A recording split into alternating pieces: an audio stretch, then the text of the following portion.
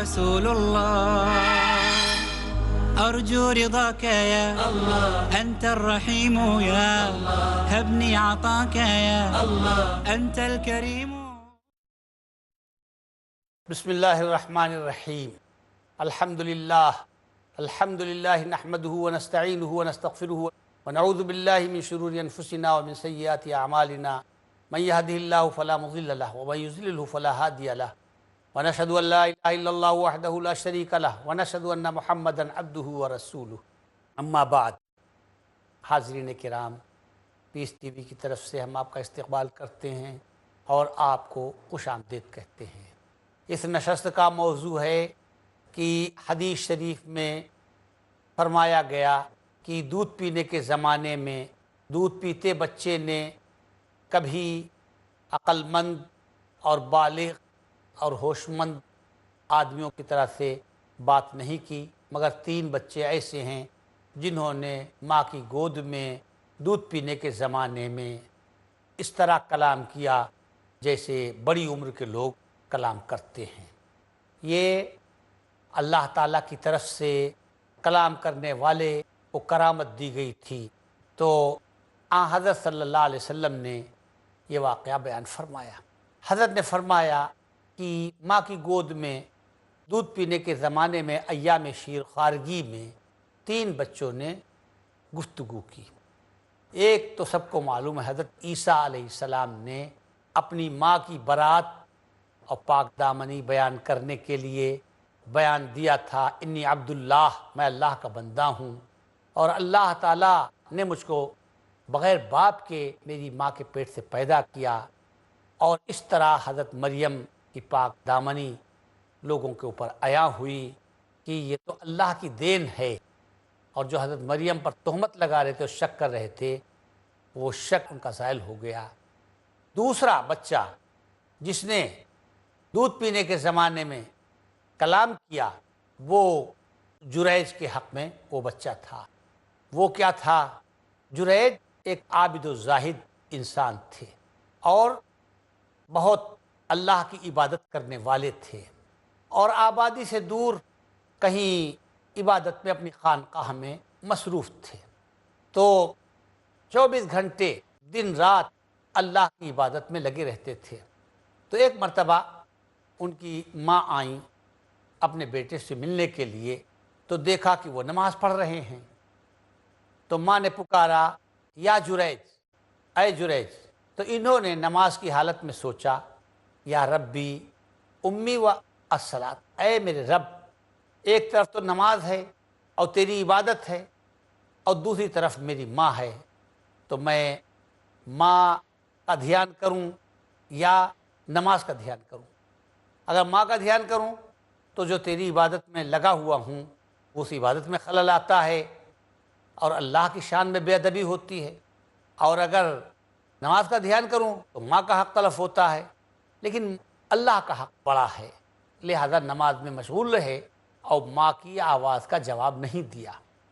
حالانکہ حکم یہ ہے کہ اگر آپ نفلی نماز پڑھ رہے ہیں اور ماں پکارے یا باپ پکارے تو آپ نیت توڑ کر اپنی ماں یا اپنے باپ کی آواز پر جائیے.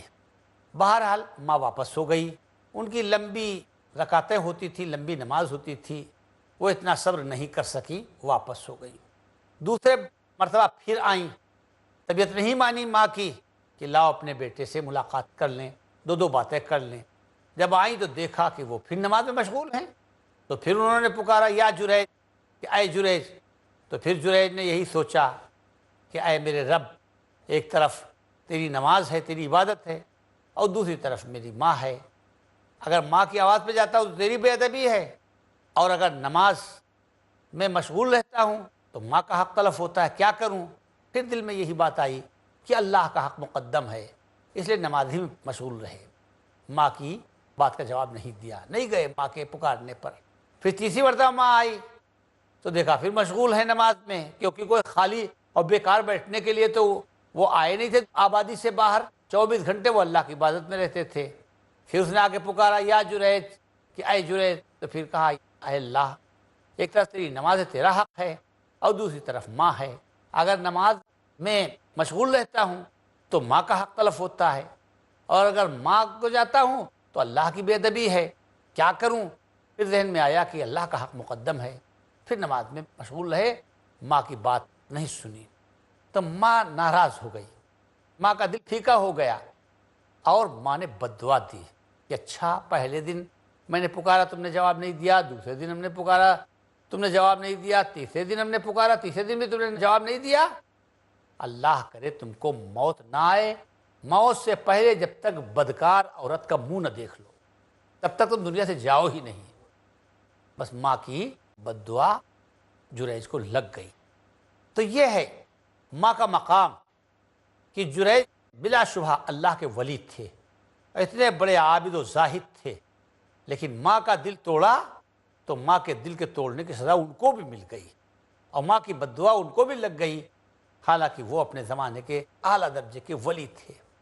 ہوا یہ کہ بنو اسرائیل کے مجمع میں یہ تذکرہ ہوا کہ جریج کتنا اللہ والا ہے اور کتنی اللہ کی عبادت کرنے والا ہے، ایسا نیک آدمی تو روئے زمین پہ ہوگا ہی نہیں۔ منہ بھر کے لوگوں نے تعریف کی۔ تو ایک فاحشہ عورت تھی جو بڑی حسین و جمیل تھی، اس نے کہا کہ چاہے جتنے عبادت گزار ہوں اور چاہے جتنے پہنچے ہوئے ہوں، ایک نظر کے اندر سارا زہد اور سارا تقوی اور ساری بزرگی توڑ کر رکھ دوں گی۔ اس کو اپنے حسن و جمال پر اور اپنی فتنہ انگیزی کے اوپر ناز تھا، چنانچہ وہ پہنچی اور جریج کو اپنی طرف مائل کرنے کی کوشش کی، مگر جریج تو کوئی دھکوسلے والے بزرگ تو تھے نہیں، کوئی بناوٹی بزرگ، تو اصلی اللہ والے تھے، متوجہ ہی نہیں ہوئے۔ بہت تیرا اس نے آنکھ سے اشارہ کیا اور چہرے سے اشارہ کیا اور بہت سی اداؤں سے جریج کو لبھانا چاہا، مگر جریج نے ایک نظر بھی نہیں ڈالی، نہیں متوجہ ہو گئے۔ تو اب اس کے تن بدن میں آگ لگ گئی، اس کے غرور کو ٹھیس پہنچی کہ ارے میں تو یہاں ناکام رہی۔ تو اس نے ایک اور شیطانی تدبیر کی، اور شیطانی تدبیر یہ کی کہ جریج کی خانقاہ کے پاس ایک آدمی گائے بکری چرایا کرتا تھا، اس سے اس نے ناجائز تعلق پیدا کیا اور اتنا اس سے زنا کراتی رہی کہ حاملہ ہو گئی۔ اس کے بعد جب بچہ پیدا ہوا تو لوگوں نے پوچھا کہ یہ کس کا بچہ ہے، یہ کس کی اولاد ہے؟ تو اس نے کہا اولاد کس کی ہوگی؟ جریج کی اولاد ہے۔ تب لوگوں نے کہا ارے دیکھنے میں تو اتنے اللہ والے اور اتنے عابد و زاہد، اور اس عورت سے زنا کیا یہاں تک کہ اس کو حاملہ کر دیا اور اس کے پیٹ سے بچہ پیدا ہوا۔ مارنے لگے حضرت جریج کو، ہاتھ پیر توڑ دیے، لہو لہان کر دیا، جو ان کا عبادت خانہ تھا، جو ان کی خانقاہ تھی، اس کی اینٹ سے اینٹ بجا دی، سب کو زمین کے برابر کر دیا۔ اور حضرت جریج کہتے تھے کہ بھائی میں تو بے قصور ہوں اور تم یہ میرے ساتھ کیا کر رہے ہو؟ مگر انہوں نے کہا کہ نہیں، آپ بگلا بھگت ہیں، دیکھنے میں اتنے نیک معلوم ہوتے ہیں، اور آپ نے زنا کیا اور حمل ٹھہرا دیا۔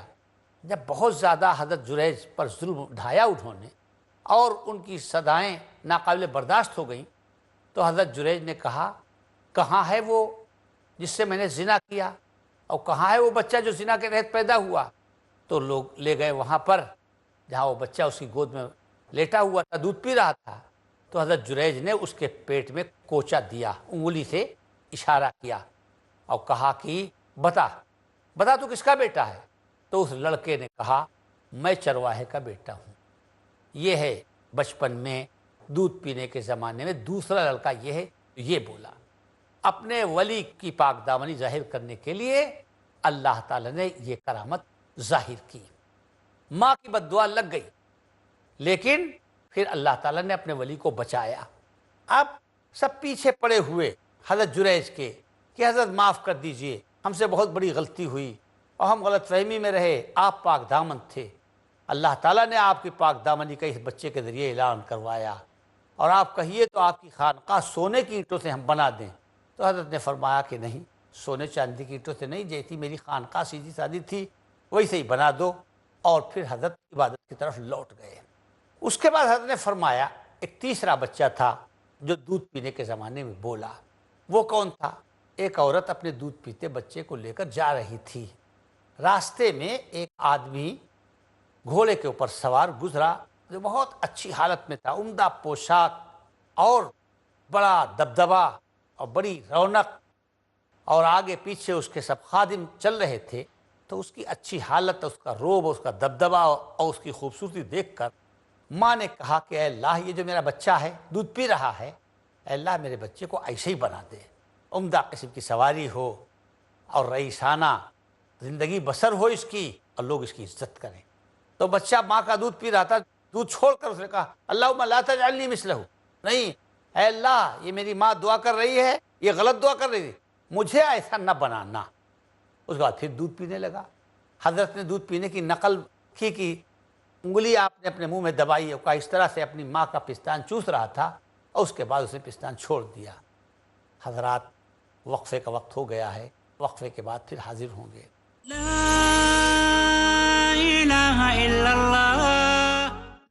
السلام علیکم، میں ہوں اعجاز اسلم اور آپ دیکھ رہے ہیں پیس ٹی وی اردو۔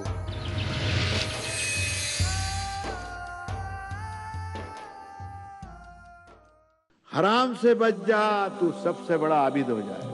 نماز ایک ایسی چیز ہے کہ اس کی فرضیت سے کسی مومن کو انکار نہیں ہو سکتا۔ مولانا عبد الکریم پاریک پیش کریں گے دین اسلام کا پیغام۔ غریبی کی حالت ہو، امیری کی حالت ہو، درمیان کا راستہ نہ چھوڑ۔ جنازہ جا رہا ہو تو یہ سوچے ارتھی جا رہی ہو آج یہ گیا کل مجھے جانا ہے، اس کو عبرت کہتے ہیں۔ سچا آدمی وہ ہے، انسان وہ ہے جو پیچھے پلٹ کر کے دیکھے اور اپنی بھول کو سدھارے۔ ساری کائنات کا سروے سروا تخلیق کرنے والا ایک اللہ ہے۔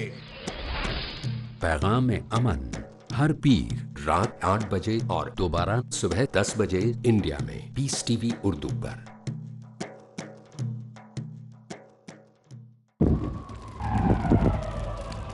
Dialogue, discussion, debate, rebuttal, conclusion. Eliminate misconceptions about religion. Get enlightened. Witness Dr. Zakir Naik in a battle of words in Crossfire ہر اتوار رات 8:30 بجے اور دوبارہ صبح 8:30 بجے انڈیا میں پیس ٹی وی اردو پر۔ Who was the first prophet? Was a prophet the first one to read and write? Did God speak to a prophet? A prophet in a prison. A prophet who commanded the birds, insects, and animals? Want to know more? Join us for Stories of the Prophet. Stories of the Prophets اگلا programme پیس TV وی اردو پر۔ لا الہ الا اللہ۔ وقفے کے بعد آپ کی خدمت میں حاضر ہیں۔ تو جب اس بچے نے ماں کا پستان چھوڑ کر کہا اے اللہ مجھے اس جیسا نہ بنانا، تو اس کی ماں کو بہت تعجب ہوا کہ دودھ پینے کے زمانے میں بول رہا ہے جیسے ہوش مند لوگ بولتے ہیں۔ خیر اس کے بعد پھر ایک باندی کے پاس سے گزر ہوا ماں کا، ایک باندی تھی بیچاری، اس کو لوگ مار رہے تھے، پیٹ رہے تھے، گھسیٹ رہے تھے، اور کہتے تھے کہ تو نے چوری کی اور تو نے زنا کیا اور تو نے بدکاری کی، اور وہ کہتی تھی کہ نہیں نہ میں نے چوری کی نہ میں نے بدکاری کی، حسبی اللہ و نعم الوکیل، حسبی اللہ و نعم الوکیل، لیکن کوئی نہیں مانتا تھا اور وہ اس کو مارے جا رہے تھے اور پیٹے جا رہے تھے۔ تو ماں کو اس کی حالت دیکھ کر اس کی طبیعت میں آیا کہ ارے میرا بیٹا کہیں ایسا نہ ہو کہ اس پر اس طرح کا ظلم ہو، لہٰذا اس نے دعا کی اللہم لا تجعلنی مثلہا، اے اللہ جیسی یہ باندھی ہے ایسا میرے بیٹے کو نہ بنانا کہ لوگ اس کے اوپر ظلم کریں اور لوگ اس کو ستائیں۔ تب اس نے پھر ماں کا دودھ چھوڑ دیا اور دودھ چھوڑ کر پھر کہنے لگا اللہم اجعلنی مثلہا، نہیں میری ماں غلط دعا کر رہی ہے، اے اللہ مجھے ایسے ہی بنائی ہو۔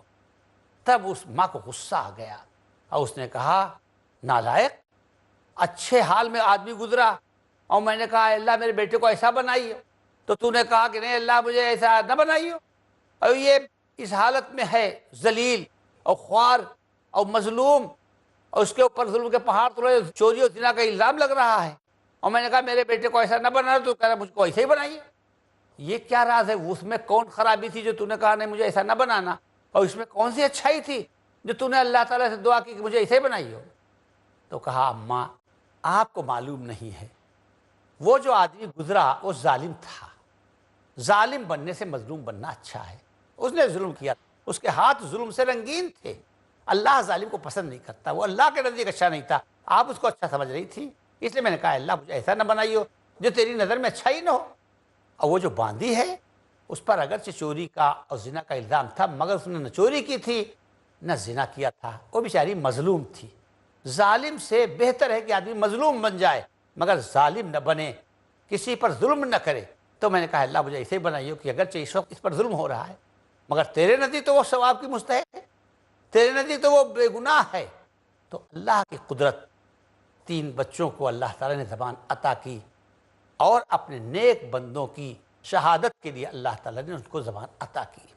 ایک حدیث کتاب الرقاق کی ختم ہوئی، اب دوسری حدیث سنیے، یہ بھی چیز سننے کی ہے۔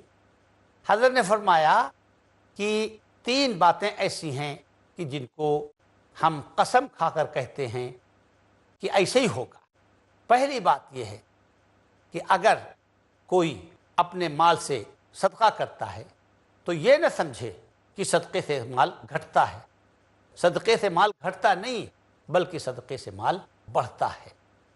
اب آج کل لوگ کیا کہتے ہیں کہ زکوٰۃ دیں گے، صدقات دیں گے تو نقصان ہو جائے گا، لیکن حضرت نے ایک تو پیغمبر اور پیغمبر آخر الزماں اور امام الانبیاء اگر یوں ہی کہیں بغیر قسم کے تو بھی وہ دوسرے ہزاروں انسان قسم کھا کے اس سے بھی زیادہ وہ بات زوردار ہوتی ہے، لیکن ایک تو آپ نے فرمایا اور اس کے بعد اس پہ قسم کھائی کہ میں قسم کھا کے کہتا ہوں کہ کسی کا مال صدقے سے گھٹتا نہیں ہے۔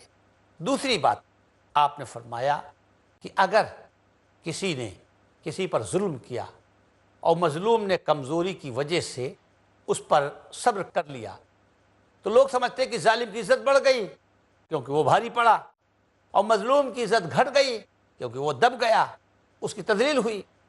لیکن حضرت نے فرمایا کہ اللہ کے ہاں دیر ہے اندھیر نہیں ہے، بترسد آہ مظلومہ کہ ہنگام دعا کردن اجابت از در حق بہر استقبال بھی آیت۔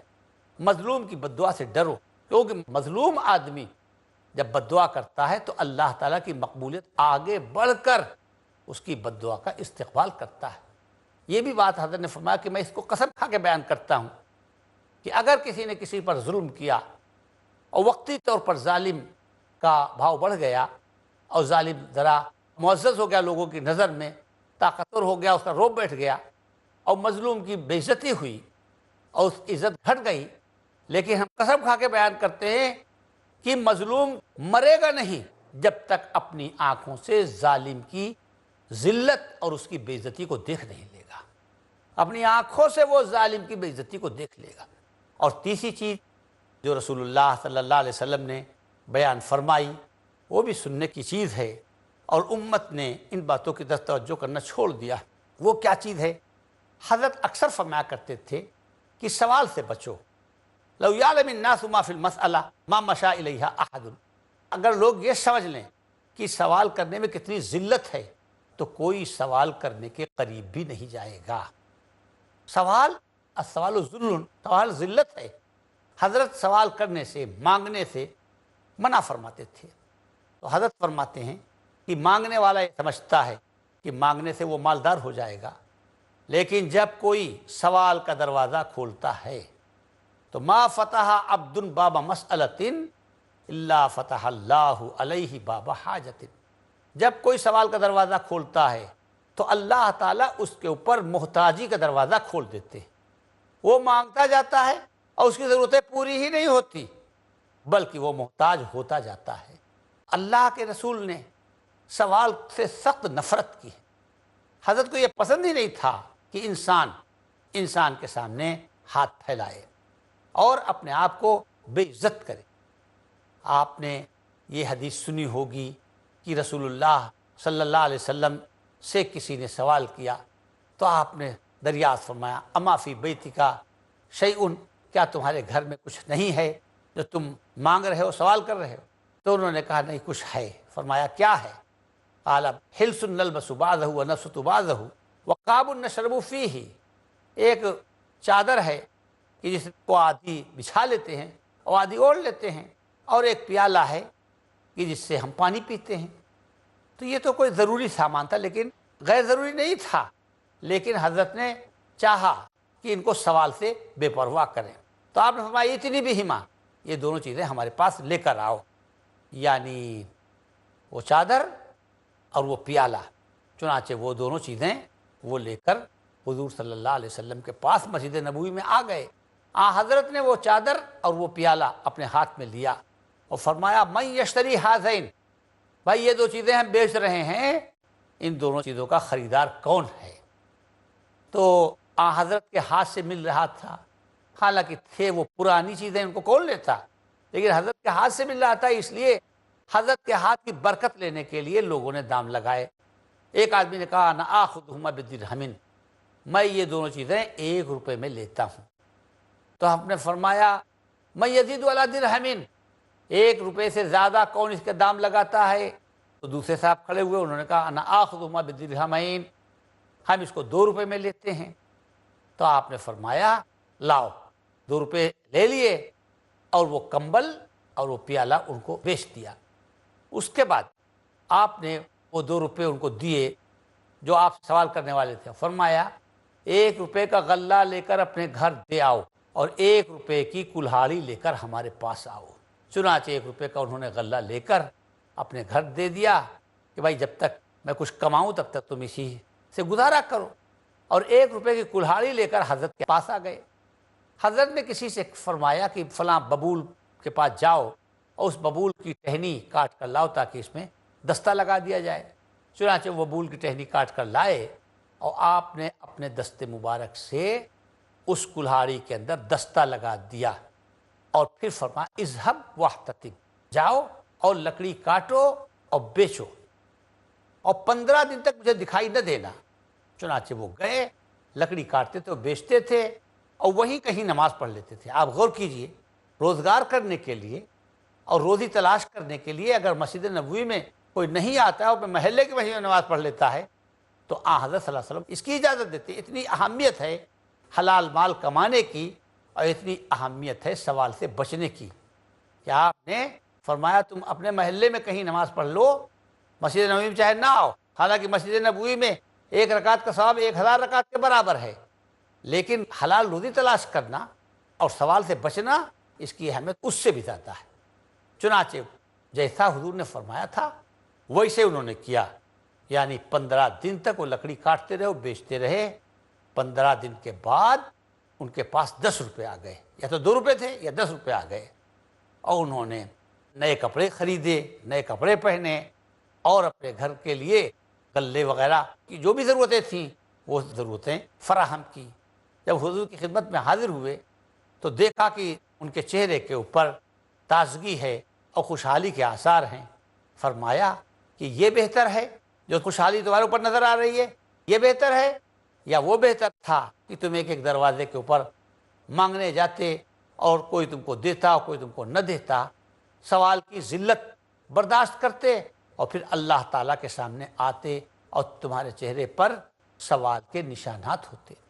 حدیث میں آتا ہے کہ من سأل وَلَهُ مَا يُغْنِيهِ جَاءَ يَوْمَ الْقِيَامَةِ وَفِي وَجْهِهِ خُدُوشٌ او خموش، اگر ضرورت نہیں ہے اور پھر بھی آدمی سوال کرتا ہے یا تندرست آدمی سوال کرتا ہے حالانکہ وہ کما سکتا ہے، تو قیامت کے دن اس حال میں آئے گا کہ اس کے چہرے کے اوپر ذلت کے آثار ہوں گے، ذلت کے نشانات ہوں گے۔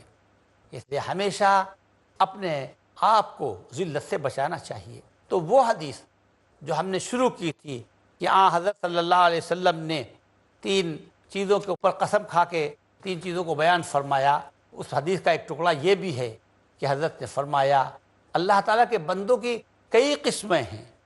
ایک قسم یہ ہے کہ اللہ کسی کو مال بھی دے اور اللہ تعالیٰ کسی کو علم بھی دے، اور وہ مال کا بھی شکریہ ادا کرتا ہے اور علم کا بھی شکریہ ادا کرتا ہے۔ یہ تو اعلیٰ درجے کا انسان ہے کہ اس نے دونوں چیزوں کا شکریہ ادا کیا۔ اور دوسرا وہ شخص ہے کہ جس کو اللہ تعالیٰ نے مال تو نہیں دیا لیکن وہ اس کی نیت اچھی ہے، اس کی نیت یہ ہے کہ اگر اللہ تعالیٰ مجھ کو مال دے تو میں اللہ کے راستے میں خوب مال خرچ کروں، اللہ کے راستے میں غریبوں کو نوازوں، اس کی نیت یہ ہے۔ لیکن اس کو اتفاق سے مال یا علم نہیں ملا تو وہ بھی اللہ کے یہاں ایک درجے کے اوپر ہوگا، کیونکہ اس کی نیت اچھی تھی۔ انما الاعمال بالنیات وانما لکل امرئ ما نوی، اعمال کا دار و مدار نیتوں پر ہے اور آدمی جو نیت کرتا ہے، جو قصد کرتا ہے، وہ اس کو ملتا ہے۔ حضرات وقت ہو گیا ہے، اللہ تعالیٰ عمل کی توفیق عطا فرمائے۔ وآخر دعوانا الحمدللہ رب العالمین۔ اللہ اللہ یا ربی یا اللہ، اللہ یا ربی یا اللہ۔